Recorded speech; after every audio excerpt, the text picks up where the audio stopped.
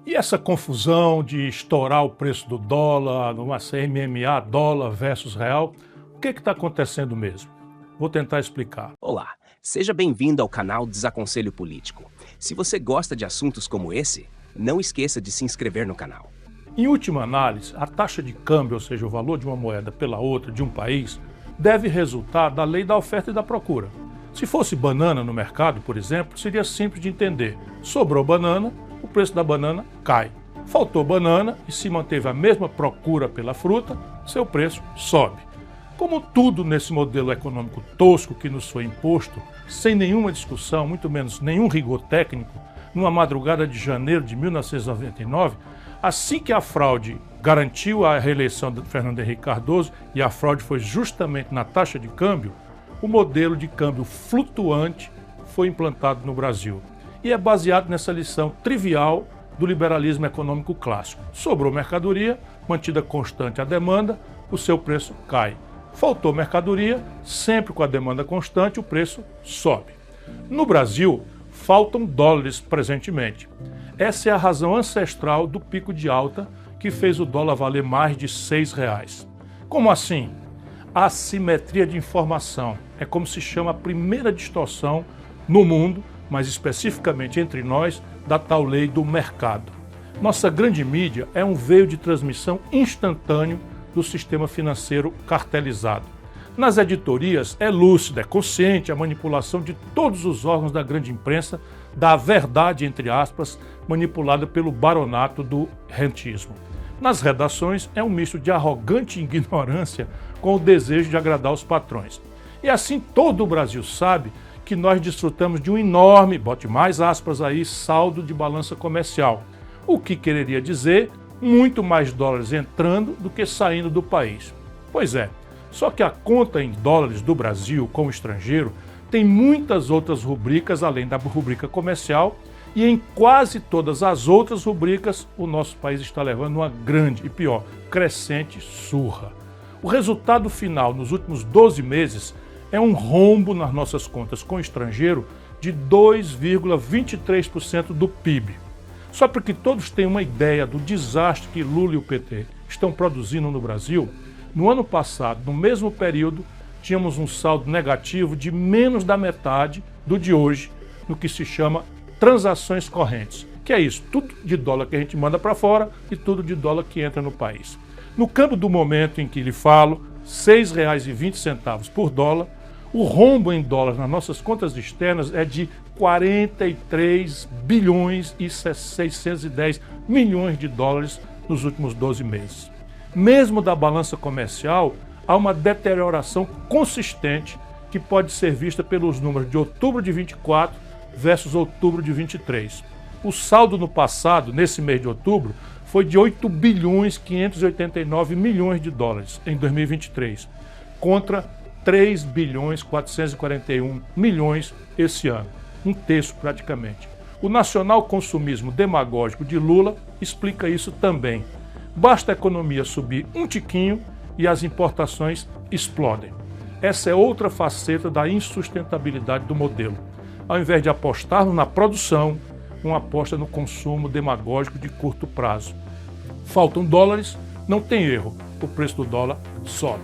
Essa é a primeira razão de estarmos vivendo este filme velho, repaginado pela grande mídia como se fosse novo. É no máximo um remake piorado de mau gosto do que nós já vimos acontecer em 1999 com Fernando Henrique Cardoso e em 2015 com a incrível Dilma. Minha dúvida, que está se dissipando rapidamente, é se Lula vai pagar o preço de sua irresponsabilidade ou se vai conseguir empurrar o problema com a barriga para o início do próximo governo. FHC enterrou o PSDB. Dilma foi ao impeachment, inclusive com a discreta torcida de Lula, e deu no Bolsonaro. Mas não é só essa a causa. Infelizmente, a partir dessa base de fato já descrita, há outras camadas que concorrem para a mais violenta desvalorização do real dos últimos tempos. E para o fato, escondido pela grande mídia, de que nossa moeda nacional é a que mais se desvalorizou no mundo inteiro nesse ano findante de 2024. Sim, o real foi a moeda que mais se desvalorizou em todo o mundo. eliminando completamente a mentira publicada de que a política monetária norte-americana estaria entre as causas da perda de valor em mais de um quarto de nossa moeda. Mais de um quarto. Quem recebeu o equivalente a cada $100 no começo desse ano está encarando agora o fim de ano com o valor recebendo equivalente a meros $75. Não aconteceu nada nem remotamente parecido no mundo em que a população foi empobrecida em 25% em apenas um ano. No ano de 2024, enquanto se distraiu o povo com firulas, o governo Lula viu voarem do país, sem fazer nada, nada menos do que 56,210 bilhões de dólares, somente entre janeiro e outubro, 10 meses. Esse é disparado o maior volume de fuga de capitais estrangeiros pela via financeira, desde que se mede essa estatística no longínquo ano de 1982. Essa newsletter advertiu várias vezes para o fenômeno. Comparei com a migração das aves do norte rumo ao sul, quando chega o inverno, para elas fugirem do que os seus instintos sabem ser uma temperatura mortal para elas. Ninguém quer ouvir, mas parte dessa fuga tem como causa a impunidade da enorme fraude das lojas americanas.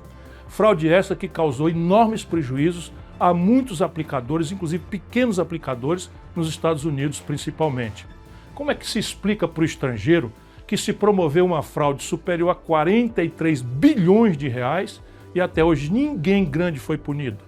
Como fazer do Brasil um mercado interessante e minimamente seguro para investidores com esse enorme escândalo impune? Não é o único fato que desabona nosso pífio mercado de capitais, mas é muito representativo da picaretagem geral que domina nossas instituições. E, finalmente, a alegada questão fiscal. Sim, ela é um aspecto muito grave de nosso provável colapso econômico. A data e o contexto com que foi deflagrado o notório ataque especulativo contra o real, entretanto, não deixam dúvida quanto à atuação em cartel do sistema financeiro brasileiro e de seus sócios no estrangeiro. O que é chocante e vergonhoso é o banqueiro de Lula, o novo presidente do Banco Central, Galípolo, negar explicitamente esta evidência. A mim, nunca enganou. Quem acompanha essa newsletter já sabe da insustentabilidade do modelo econômico em vigor. Vou apenas rememorar. Não faz nenhum sentido a expressão superávit primário no Brasil. Em tese, em manuais ingênuos de economia, à luz da esculhambação brasileira, se você gastasse um pouquinho menos do que arrecada, gerando uma pequena sobra, o tal superávit primário, a sua dívida se manteria em volume estável ou até diminuiria, dependendo do tamanho da sobra. Essa é a picaretagem denominada de superávit primário pela grande mídia brasileira, a serviço sujo dos seus donos entre a banqueirada.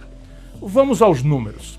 Desde que essa engenhoca foi introduzida entre nós, naquela madrugada de 1999, nem um único ano, leiam os meus lábios, nem um único ano o superávit obtido foi suficiente para pagar sequer os juros da nossa dívida. Nesse ano de responsabilidade criminosa de Lula e sua banda, deixe eu renovar os números. Até novembro último, o Brasil contabilizou na dívida pública 869 bilhões e 300 milhões de reais, apenas no ano da graça de 2024. Isso equivale a monstruosos 7,49% do nosso PIB, que é um ano inteiro de produção de todo mundo no Brasil, e nos coloca sem rival como o país do mundo que mais paga juros. Como estamos em déficit primário, ainda que pequeno, entre aspas, frente a esses números assustadores, essa montanha de juros vai toda para a dívida pública. Quando o Lula assume prometendo picanha e cerveja para todo mundo, a dívida tinha levado 500 anos para alcançar 7 trilhões de reais.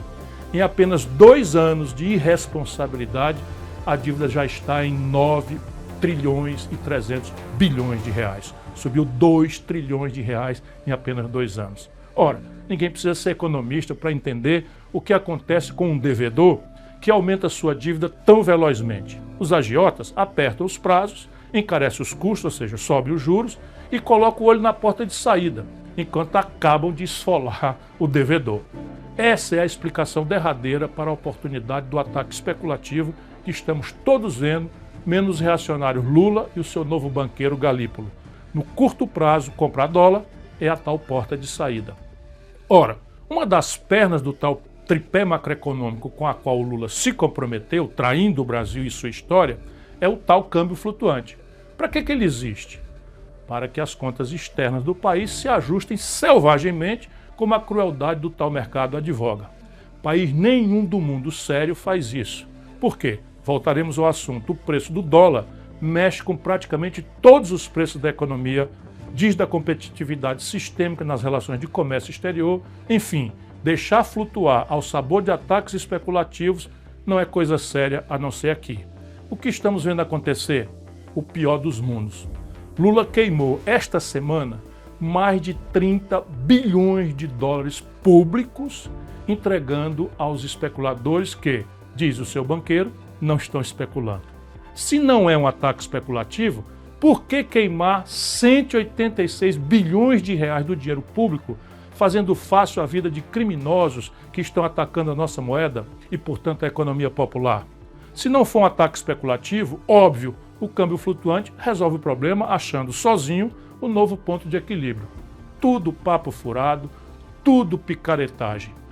Quem tem no Brasil olhures em posições brasileiras 186 bilhões de reais para torrar em 4 dias, comprando dólar barato, entre aspas, do povo brasileiro, não duvidem, são apenas meia dúzia de 3 ou 4.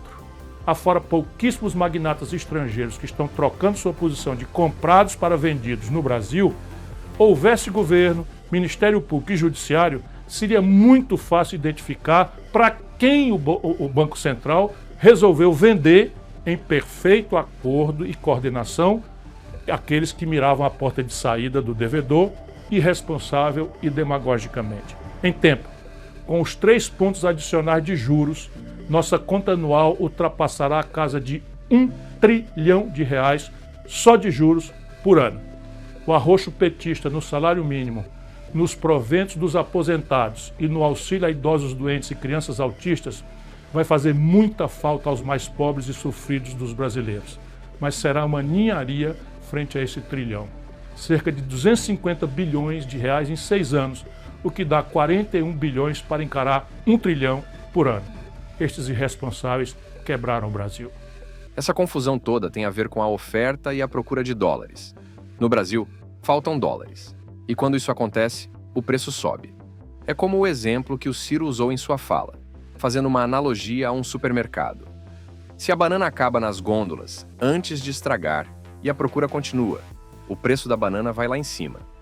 Por outro lado, se as bananas estão estragando nas gôndolas por falta de procura, o preço da banana cai. Só que o problema não é só falta de dólar. Nossa economia tem levado surra em várias áreas. Déficit nas contas externas, dívida pública crescendo assustadoramente e fuga de capital estrangeiro. Em 2024, o real foi a moeda mais desvalorizada do mundo, com uma queda de mais de 25% no seu valor. Enquanto isso, as pessoas estão sendo empobrecidas e o governo queima bilhões tentando conter a crise. A grande mídia nem sempre mostra o que está acontecendo por trás das cortinas, mas a verdade é que o modelo econômico que seguimos é insustentável. Entre erros de gestão e especulação financeira, o Brasil está pagando o preço de decisões irresponsáveis. A pergunta que fica é: até quando isso vai durar e quem realmente paga essa conta? Deixe nos comentários sua opinião e nos siga para mais resumos políticos.